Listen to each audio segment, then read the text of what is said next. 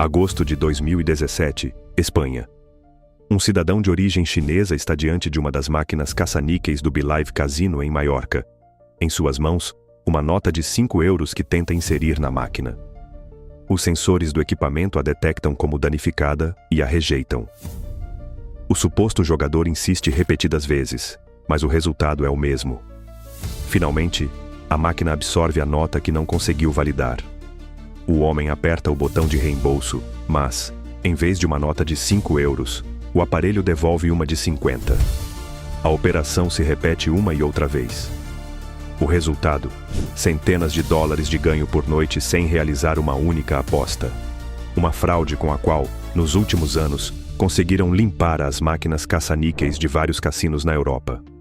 O truque: um corte de 2 milímetros bem no meio de uma nota de 5 euros, unido com fita adesiva transparente.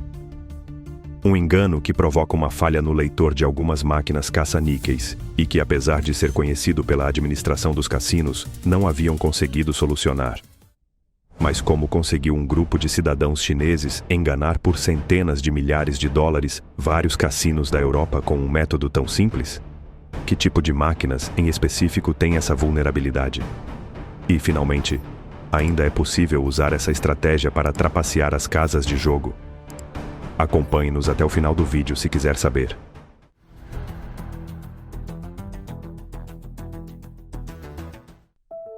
Entre 2016 e 2018, uma quadrilha composta, em sua maioria, por cidadãos de origem chinesa, utilizou uma vulnerabilidade prática nos leitores das máquinas caça-níqueis para que notas de baixa denominação fossem registradas como de valor superior.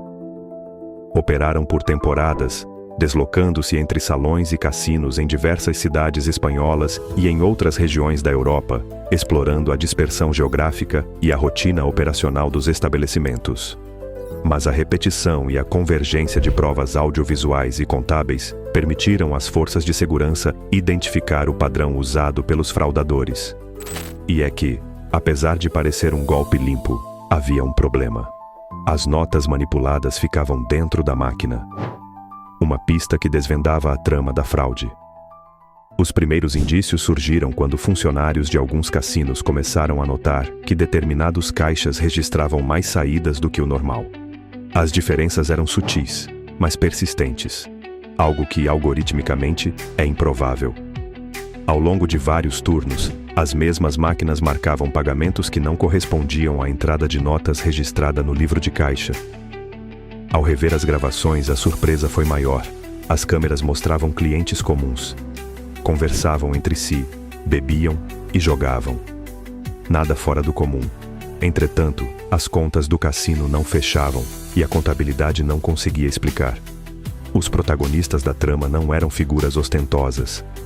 Eram viajantes, casais, pequenos grupos, pessoas que entravam sem pressa e se sentavam em filas de máquinas. Pessoas que, na maioria, estavam apenas de passagem, o que tornava impossível estabelecer algum padrão sistemático que justificasse a manipulação das máquinas. Provinham de comunidades chinesas residentes ou de turistas chineses na Europa. Não eram anônimos socialmente, mas procuravam passar despercebidos. Sua estratégia foi aproveitar o cotidiano. Uma bebida pedida, uma conversa em voz baixa, uma presença regular que não chamasse atenção. A mobilidade era sua disciplina. Se um salão começava a observá-los, partiam para outro local. Essa mobilidade geográfica foi, a princípio, o que impediu as autoridades de traçar a cadeia do crime. Mesmo quando as casas de apostas já conheciam a armadilha, era impossível detê-la. Não conseguiam estabelecer qual era o modus operandi dos fraudadores. Não sabiam se tratava de uma quadrilha ou de pessoas isoladas. E o pior, não sabiam quando nem onde iriam operar, já que o engano só podia ser descoberto quando se retirava o dinheiro das máquinas. Reportagens e investigações policiais coincidem em um ponto essencial. A fraude não era magia, mas manipulação do que a máquina interpretava. Um elemento físico, uma nota aparentemente de baixa denominação, era transformado, aos olhos do leitor automático, em uma de maior valor. Essa alteração não se traduzia em instruções ou passos complexos. Era uma forma simples e pouco sofisticada de explorar uma vulnerabilidade que, por alguma razão, esse grupo conhecia. Em poucas palavras, a técnica consistia em tirar proveito de falhas ou limitações na detecção automática de notas que, repetida com disciplina, permitia cobrar quantias que não correspondiam ao valor inserido. Cada jogada isolada não era suficiente para derrubar um negócio, mas a soma de muitas jogadas sim. A fórmula era simples: transformar repetidamente entradas minúsculas em saídas maiores e fazê-lo em locais distintos, em dias diferentes, com rostos variados. Assim, o que em cada sessão parecia um ganho razoável, no cômputo semanal ascendia de forma significativa. Alguns salões relataram perdas que, somadas, chamaram a atenção das matrizes dos cassinos e das autoridades locais. A técnica dependia tanto da vulnerabilidade técnica quanto da engenharia social, a repetição e o anonimato compartilhado entre vários membros do grupo.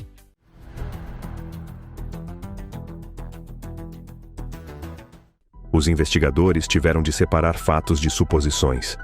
A primeira pergunta foi se houve cumplicidade. Funcionários desatentos, intermediários que trocavam dinheiro ou alojamentos que facilitavam a logística.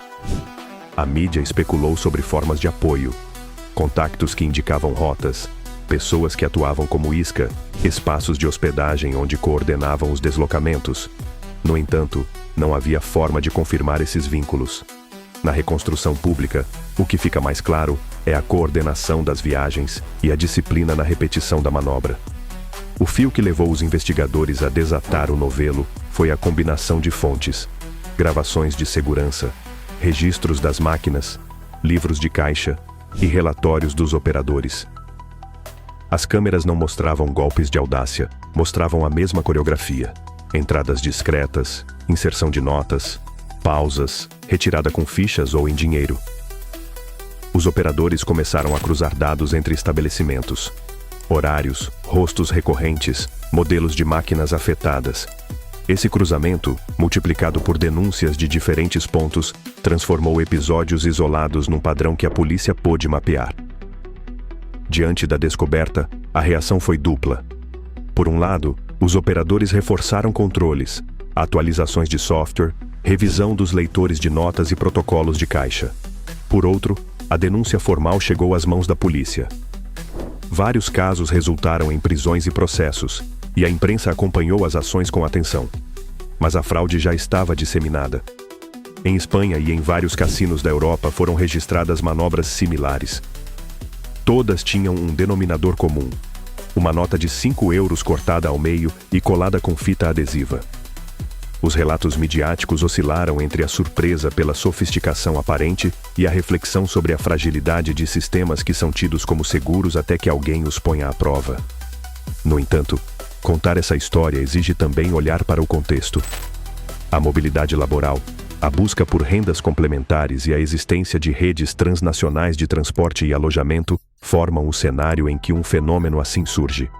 Por outro lado, há a visão que grande parte da sociedade tem sobre os cassinos como empresas que exploram pessoas que, em muitos casos, sofrem de uma doença adictiva, a dependência do jogo, ludopatia. Isso faz com que, para muitos, enganar cassinos seja visto mais como um ato de vingança ou de justiça social do que como uma simples fraude. Não é desculpa nem justificação. É apenas o cenário. Para alguns implicados, a atividade pode ter nascido da oportunidade mais do que de um plano mestre. Para outros, resultou da profissionalização do método. As motivações individuais variam entre a necessidade e a escolha. A imprensa chamou isso de truque das notas partidas. A alteração era artesanal, mas a chave esteve na disciplina com que era aplicada e na exploração precisa de uma vulnerabilidade elementar. Cada operação parecia pequena, quase insignificante. Mas, repetida vez após vez, em cidades diferentes, transformava-se numa fonte constante de dinheiro. Os fraudadores não buscavam ganhos exorbitantes de imediato. Sabiam que o excesso atrai suspeitas. Preferiam um gotejamento sustentado, quantias discretas que, acumuladas ao longo de semanas, se transformavam em milhares de euros. Era a versão criminosa da paciência. Poucas notas por local, mudança frequente de cenário, entradas e saídas rápidas. Isso dito, em locais como Maiorca, onde a quadrilha atuou em vários cassinos, gastaram em grande estilo. Hospedaram-se em hotéis de luxo e não economizaram. Estima-se que, em poucos meses, chegaram a ganhar cerca de 500 mil euros, uma quantia nada desprezível. O grupo não operava num único ponto. Madrid, Bilbao, Barcelona, Palma de Maiorca. Os roteiros multiplicavam-se. Às vezes chegavam em casal, outras em grupos de 3 ou 4. Quase sempre hospedavam-se em hostels econômicos, não chamavam atenção e partiam no dia seguinte. Essa mobilidade era sua principal blindagem. A dispersão tornava difícil que um só salão identificasse padrões por si só. A princípio, acreditou-se que aqueles golpes eram episódios isolados, por isso as autoridades não deram muita atenção. A grande maioria dos cassinos não denunciava, talvez por considerar aquelas perdas insignificantes.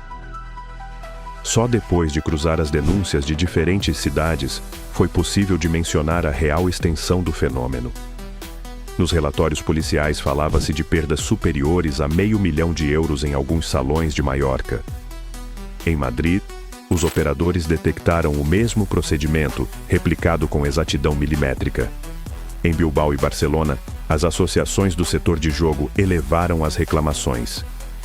O mapa da fraude não se limitava à Espanha. Havia registros também em Portugal, França e outros pontos da Europa.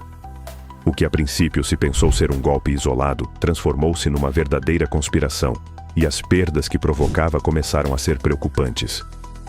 A rede estava mais estruturada do que as autoridades imaginavam. Nem todos os implicados inseriam notas nas máquinas. Havia quem cumprisse funções logísticas, transporte, alojamento, troca de dinheiro. Alguns atuavam como vigias dentro dos salões, observando os movimentos de funcionários e câmeras. O esquema não exigia hierarquias rígidas, mas sim uma coordenação tácita que garantia a repetição do método sem interrupções.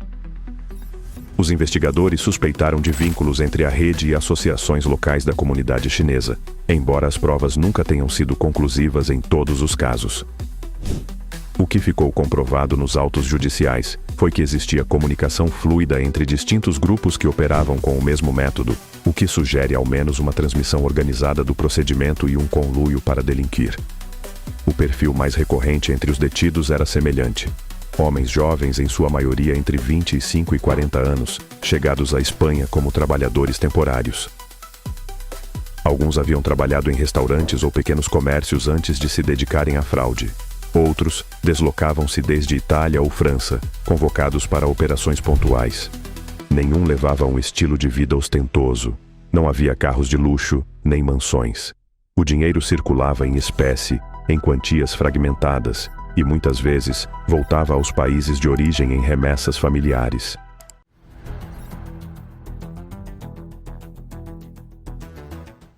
As câmeras dos cassinos e salões foram a arma mais eficaz contra a fraude. Os operadores de segurança começaram a comparar gravações.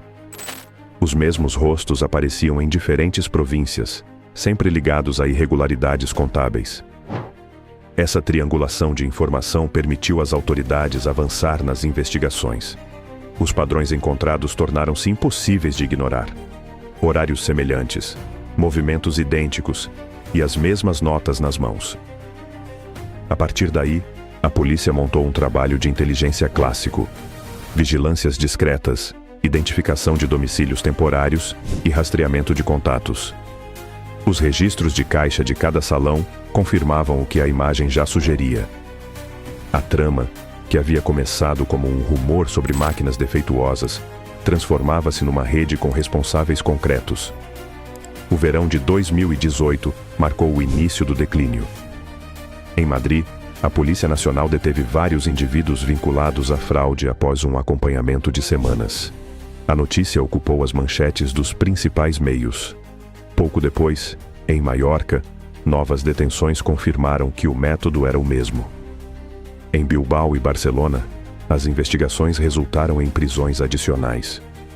Os nomes dos implicados não vieram à tona, já que a organização criminosa obedecia a uma estrutura descentralizada sem um único chefe. Também não foi possível comprovar que todas as fraudes ligadas ao truque das notas de 5 euros estivessem relacionadas entre si. A polícia, com apoio da Europol em alguns trechos, consolidou um caso robusto. Os relatórios mostravam a continuidade da fraude em diferentes países, as semelhanças na manipulação das notas e a repetição de nomes em queixas de distintas cidades. Os acusados foram indiciados por estelionato, falsificação de moeda e participação em organização criminosa. O Ministério Público pediu penas que, em alguns casos, ultrapassavam 7 anos de prisão. A fraude deixou de ser um rumor para tornar-se um processo judicial de alcance nacional. O alerta espanhol estendeu-se ao resto do continente. Cassinos em Portugal, França e Itália começaram a rever os seus sistemas. Em vários países, detectaram-se os mesmos modos de operação.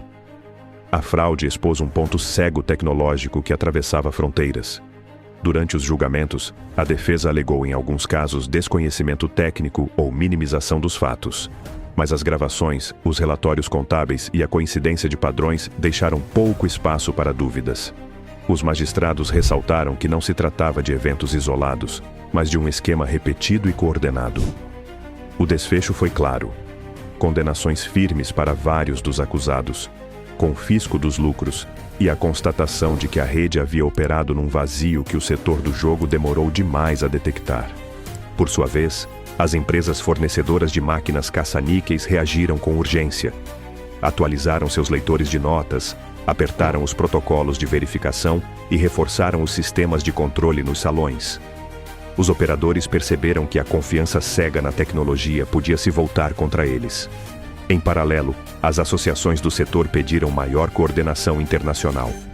A fraude demonstrou que, num mercado globalizado, uma vulnerabilidade técnica detectada na Espanha podia ser explorada também em França, Itália ou Portugal. A prevenção passou a ser uma questão transnacional. Mas para além das condenações, o caso deixou uma marca duradoura. Para a polícia foi um exemplo de como delitos aparentemente menores podem transformar-se em operações internacionais se não forem descobertos a tempo. Para a indústria do jogo, constituiu um alerta sobre a necessidade de revisar vulnerabilidades tecnológicas. Para a sociedade, a história funcionou como parábola. Mostrou como a soma de pequenos gestos, repetidos com disciplina, pode corroer estruturas que parecem sólidas. Lembrou que o acaso, neste caso, não estava nos rolos das máquinas, mas na capacidade humana de encontrar e explorar fissuras. Até hoje não está claro se a vulnerabilidade no leitor do sistema foi totalmente solucionada.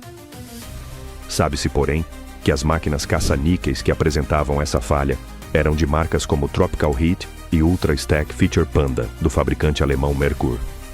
As mesmas que, aliás, estiveram implicadas em outro erro de programação. O do vídeo dos hackers russos que deixarei a seguir, nos quais conseguiram decifrar o código pseudo-aleatório das máquinas caça-níqueis e, com isso, ganharam milhões.